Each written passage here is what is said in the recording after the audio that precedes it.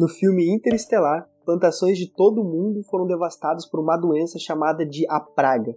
Para piorar, tempestades de areia cobrem cidades inteiras, obrigando a humanidade a buscar outros planetas como alternativa. Já no game The Last of Us, uma espécie ficcional do fungo Cordyceps, que antes só infectava os insetos, sofre uma mutação e agora passa a infectar também seres humanos, transformando as pessoas em zumbis e levando a humanidade para um cenário pós-apocalíptico. Em nenhum dos dois casos há uma solução clara para o problema dos fungos, e a humanidade parece estar condenada. Mas, e se isso acontecesse nos dias de hoje? Será que a gente estaria preparado? Eu sou o Vinícius Ribeiro e hoje aqui no Profissão Biotech a gente vai entender por que é tão difícil desenvolver novos antifúngicos.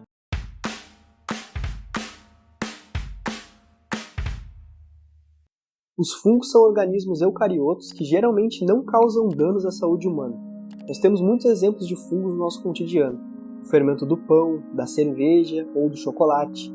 A gente tem os cogumelos, champignon, shiitake. A gente tem os fungos filamentosos que são usados na fabricação de queijo. O primeiro antibiótico ele foi descoberto a partir de um fungo.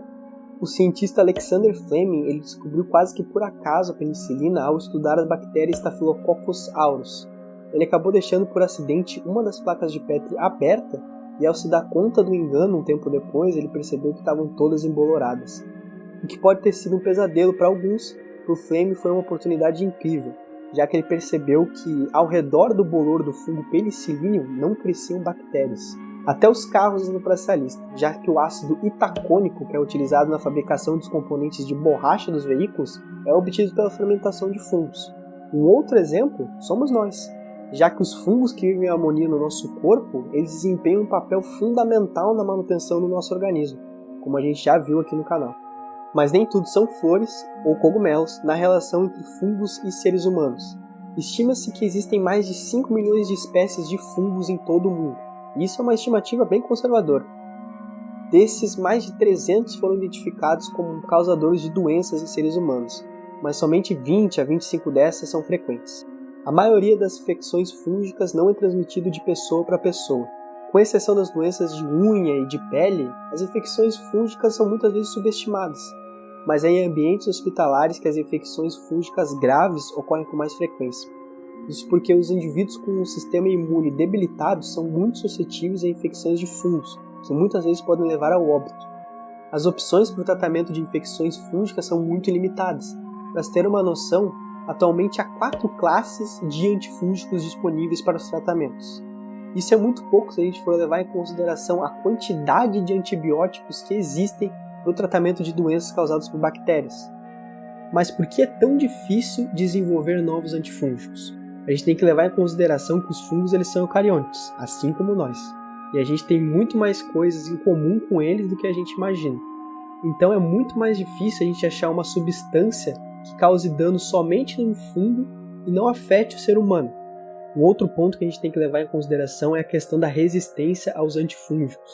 Tem se falado muito sobre a resistência bacteriana e os problemas que ela pode causar no futuro, mas quando a gente fala de resistência fúngica, a questão é um pouco mais complicada.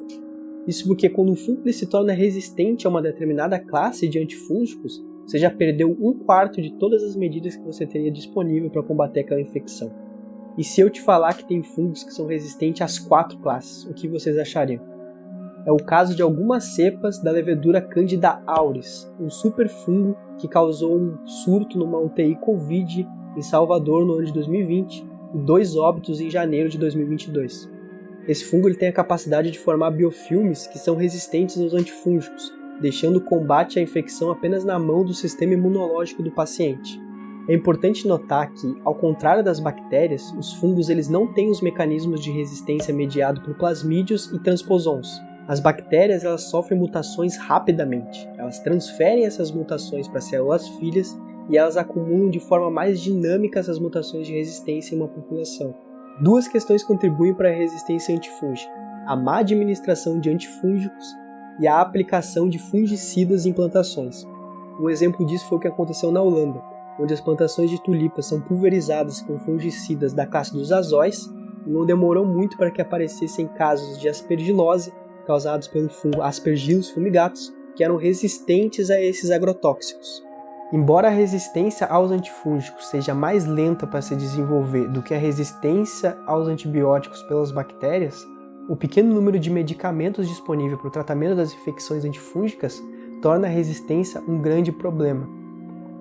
As vacinas antifúngicas, elas são uma alternativa muito mais promissora do que ir para outro planeta ou um coquetel Molotov, por exemplo, mas elas ainda estão em fase de desenvolvimento.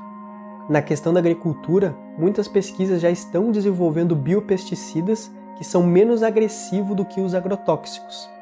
Além do mais, o uso indiscriminado de agrotóxicos acaba levando à diminuição da biodiversidade presente no solo, que acaba levando a uma série de problemas para a plantação. Mas será que um fungo pode causar uma pandemia? Não existe nenhum registro na história de que uma pandemia tenha sido causada por um fungo. Doenças como a peste bubônica e a gripe espanhola são causadas por bactérias e vírus. Eles têm a capacidade de infectar um grande número de pessoas e pessoas saudáveis ainda por cima. Para que um fungo faça parte desse clube, ele precisa desenvolver mutações genéticas. E que, como vimos aqui, os mecanismos que eles desenvolveram não são tão dinâmicos quanto os das bactérias. E nesse sentido a gente pode ficar tranquilo. A questão aqui é: se uma pandemia fosse causada por fungos hoje, nós estaríamos totalmente despreparados. Os fungos desempenham um papel fundamental na natureza e, de certa forma, nas nossas vidas também. Então, da próxima vez que você olhar para um mofo, saiba que ali tem um universo incrível, muito maior do que você imagina. E aí, pessoal, gostaram do vídeo de hoje? Então por que vocês ainda não nos seguem nas redes sociais? Sem falar no nosso site, que é cheio de textos incríveis. Tem até um texto sobre um fungo que foi isolado do reator de Chernobyl. Vai vendo. Esse vídeo ele é só um recorte, então tem textos e materiais disponíveis aí na descrição. Curtem, comentem e compartilhem esse vídeo, principalmente pro seu primo que acha que vai se dar bem no apocalipse zumbi só porque zerou todos os The Last of Us. E eu vejo vocês no próximo vídeo aqui no Profissão Biotech.